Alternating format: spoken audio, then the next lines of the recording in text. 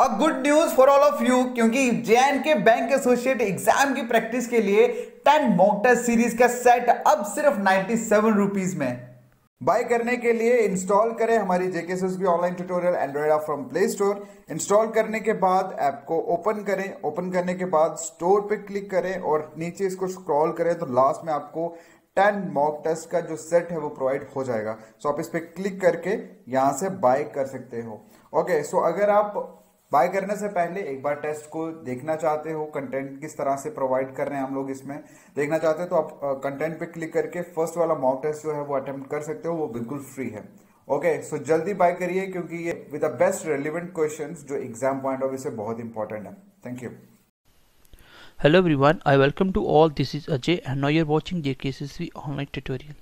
तो गाइस ये पज़ल देखिए, बहुत अच्छा पज़ल है, आपको ये बनाना है, लेकिन इसके लिए आपको छोटा सा कॉन्सेप्ट होना बहुत ज़्यादा ज़रूरी है। बहुत आसान है लेकिन इसके लिए कॉन्सेप्ट क्या है इसको ध्यान से समझना बहुत इंपॉर्टेंट है और आपके बैंक एसोसिएट में ऐसी पज़ल डेफिनेटली आ सकती है।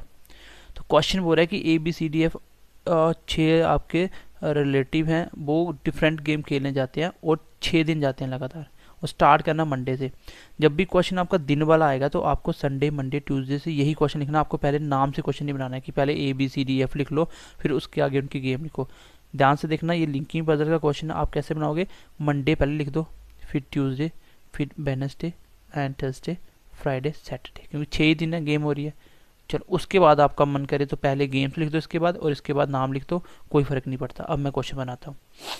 क्या बोल रहा है, he goes to play cricket 2 days after. देखो ये बहुत इंपॉर्टेंट लाइन है। इस क्वेश्चन में बच्चे हमेशा और हमेशा गलती करते हैं क्या कि 2 days का मतलब क्या होता है। वो क्या करते हैं, F और A के बीच में 2 दिन का फर्क रख देते हैं।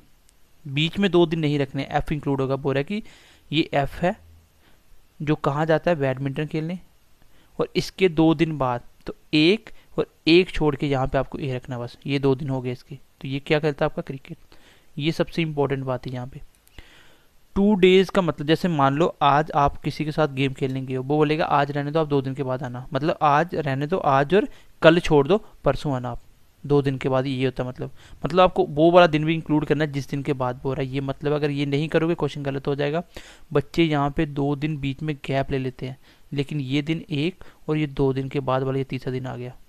तो इस तरीके से करना होता है, बीच में एक ही गैप लेना होता है, ये ध्यान से पढ़ना। तो यहाँ पे मैं इसको बनाता हूँ तो मेरी 4 पॉसिबिलिटी बनती। फिलहाल मैंने इसको एज अ हिंट लिख लिया। आगे देखो, सी जाता है आपका मंडे को, सी जाता है मंडे को, ये सी आगे डन हो गया। अब गेम्स में यहाँ लिखूंगा आगे। आगे क्या बोल रहा है, and B goes to play hockey 1 day after C. तो सी के 1 दिन बाद मतलब ये सी है और अगला दिन ही आ जाएगा आपका कौन, जो हॉकी खेलने जाता है, कौन आपका बी। तो ये खेलता है आपका हॉकी। लो जी हॉकी आ गया। ये बस यही चीज़ समझने वाली है। डेज के अंदर जब भी आफ्टर का कॉन्सेप्ट यूज़ करे, बिफोर का कॉन्सेप्ट यूज़ करे, आपको उसको भी बीच में इंक्लूड करना है। उसने बोला था ना बी जाता है हॉकी खेलने 1 दिन के बाद से, मतलब 1 दिन के बाद क्या अगला दिन ही आ गया। जैसे आप बोलते हो मेरा फ्रेंड जिस दिन गया था उसके अगले 1 दिन के बाद दूसरा गया था, ऐसे ही बोलते हो। जैसे आपका फ्रेंड मान लो संडे को पिकनिक गया, तो आप बोलोगे मेरा दूसरा फ्रेंड है वो उसके 1 दिन बाद चला गया, तो वो कब जाएगा, संडे के अगले दिन ही आ जाएगा, मंडे को। तो ये अगला दिन इंक्लूड हो, 1 दिन का बाद बीच में 1 का गैप आपको नहीं छोड़ना, ठीक है। बस यही इंपॉर्टेंट बात मैंने आपको बतानी थी। अब आप क्वेश्चन सॉल्व कर लोगे, इसमें कोई दिक्कत वाली बात नहीं है। यहाँ तक हो गया क्वेश्चन। डी जो है वो फुटबॉल नहीं खेलता, ठीक है, लेकिन वो खेलने जाता है थर्सडे को, तो ये आ जाएगा डी।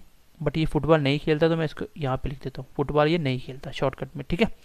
आगे क्या बोल रहा है, table tennis is played 2 days after hockey. Hockey के 2 दिन बाद, हॉकी वाला 1 दिन इंक्लूड करना है और 1 दिन छोड़ के यहाँ पे 2 दिन के बाद ये क्या होता है आपका टेबल टेनिस आता है।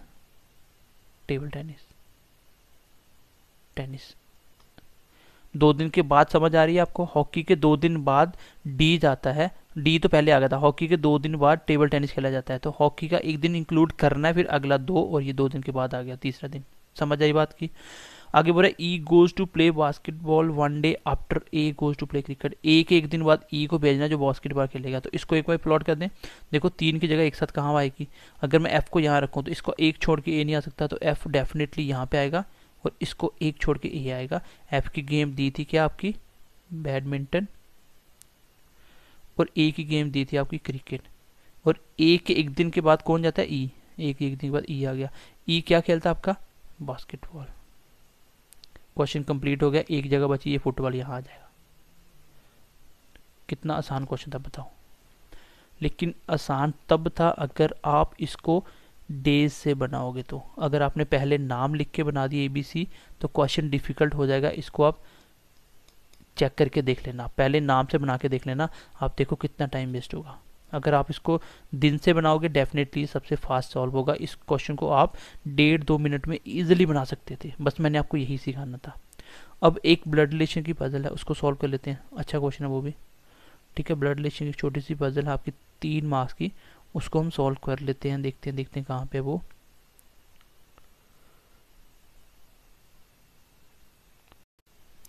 चलो एक ब्लड रिलेशन फॉर्म पे एक छोटी सी पजल है, इसको सॉल्व कर लेते हैं। क्या बोल रहे हैं, PQRSTUNV और 7 members of a family, 7 family members हैं। यहाँ देयर आर 2 कपल, जिसमें 2 कपल्स हैं, मतलब दोनों की शादी हो रखी है, आपस में 2 कपल बनते हैं। एक किड और 2 अडल्ट अनमैरिड है, मतलब टोटल 3 अनमैरिड है। T is a Neiphiu of P। अब यहाँ पे कैसे बना सकता था मैं, T को P का नेफ्यू बनाना है, लेकिन P कौन है, अगर फीमेल है तो इसके भाई का बेटा होगा तब नेफ्यू बनेगा, अगर मेल है तो इसकी बहन का बेटा तो नेफ्यू बनेगा। इट मीन्स कि मैं यहाँ पे इसको नहीं बना सकता, फिलहाल के लिए एज अ हिंट इसको लिख लेते हैं। T को बनाना है नेफ्यू किसका, P का, इस साइड चलना है, P से बाहर चलना है, ठीक है। आगे देखो, जो आपका U है वो डाटर है Q की, Q की डाटर है आपकी U, तो डाटर तो definitely should be female. P is a sister of R who is the father of U। तो हमेशा स्टेटमेंट पूरी करो। R कौन है, U के पापा, ये है U, इसके पापा। अगर R है तो ये इसका भी कुछ मम्मा या पापा थे, इसका मतलब ये पापा है तो ये मेल होंगे, इसकी वाइफ होगी ये फीमेल, तो दोनों एक U दोनों का बेटा हुआ तो हस्बैंड वाइफ होंगे, एक कपल बन गया। आगे बोल रहा है, यहाँ पे देखो, इसको प्लॉट कर ले। P मेरे पास आ गया, यहाँ पे क्या बोला था, ये इसी पॉइंट को, P क्या है, सिस्टर आपकी R की, तो R की सिस्टर P भी है, तो सिस्टर तो डेफिनेटली फीमेल होगी। इसके बाद इसको प्लॉट करते हैं, P का नेफ्यू T को बनाना, तो P का नेफ्यू बनाना तो ये इसके भाई का बेटा होगा, भाई ये लड़की है तो इसके भाई का बेटा आ गया T, और जो कि मेल होगा नेफ्यू। तो ये पॉइंट इंपॉर्टेंट है। देखो जो आपका V है वो क्या है, S की मम्मा है, S की मम्मा है। अगर ये मम्मा है तो गाइस ये शुड बी फीमेल, अगर मम्मा है तो शुड बी फीमेल, तो अगर फीमेल है तो इसकी शादी मेल से होगी। अगर मैं इस जनरेशन में बनाऊं तो क्या यहाँ पे कोई दिख रहा है जिससे शादी करवानी है, क्योंकि 2 फैमिली मेंबर्स ये हैं, ये 2, 5 मैं बना चुका हूँ, तो 2 को ऊपर नीचे बनाना है, एक को मम्मा बनाना है, V को S की मम्मा, तो ऊपर वाले किसी के साथ शादी करवानी पड़ेगी। देखो 2 बंदे एक साथ तो बना नहीं सकता, ऊपर पहले ही कोई होगा तो शादी करवाऊंगा, लेकिन ऊपर कोई भी मेल बचा ही नहीं, इसके शादी करवाऊंगा। तो अब इस फीमेल की शादी मेल से होगी, तो वो एक ही मेल दिख रहा है, ये वाला, ये वाला, और ये मम्मा किसकी है, S इनका आ गया। अब देखो आपकी सारी कंडीशन फुलफिल हो चुकी हैं। क्वेश्चन में बोला गया था कि एक किड अनमैरिड है, 2 अडल्ट, एक ये वाला अडल्ट और ये वाला, दोनों अनमैरिड है, हो गया कंडीशन फुलफिल। क्वेश्चन बोल रहा है कि V का T से क्या रिलेशन है, तो आपका V T की क्या लगी, वाइफ लगी। और भी क्वेश्चन पूछ सकता था। देखो S का जेंडर मुझे नहीं पता, तो इसका क्वेश्चन जो भी पूछेगा वो ईदर आर का कंडीशन बनाएगा। चलो आगे आगे क्वेश्चन देखते हैं।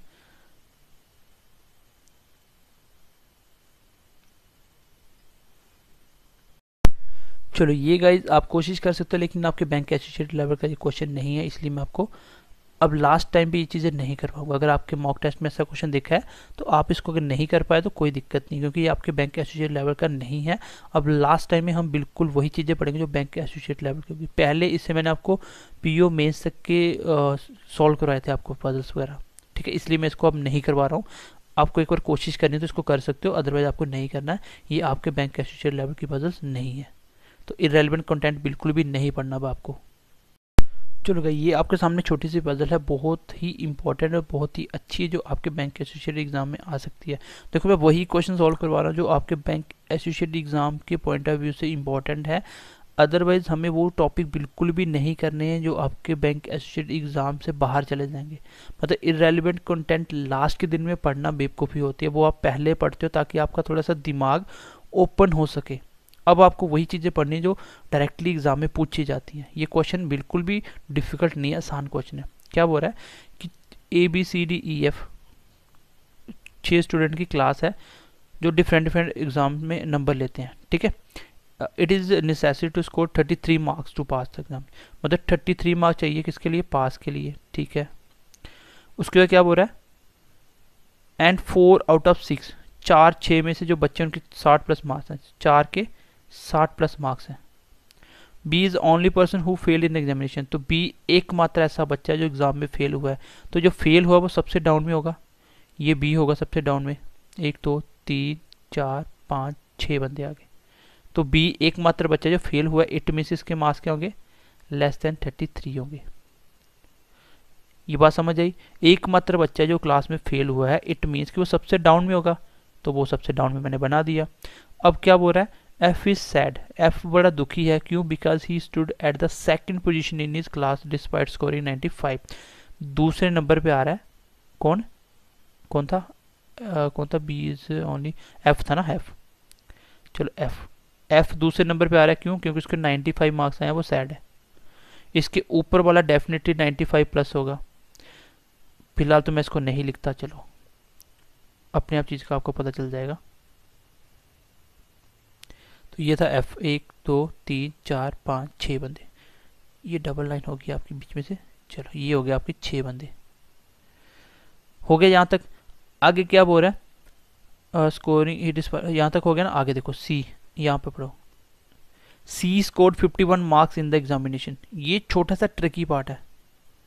और यहाँ पे एक चीज़ और बोल रहा था, 4 बच्चों के 60 प्लस मार्क्स हैं, एक बच्चा फेल है वो 33 से भी छोटा है, और एक बच्चा सी जिसके 51 मार्क्स हैं। तो ये बात समझ पा रहे हो, टोटल 6 बच्चे, एक फेल है वो 33 से छोटा है, और 60 से ऊपर 4, इसका मतलब ये वाले 4 हैं वो 60 के प्लस लेके बैठे हैं। तो 60 से नीचे वाला एक और बच गया, कौन, 51, तो ये डेफिनेटली सी होगा जिसके मार्क्स कितने, 51।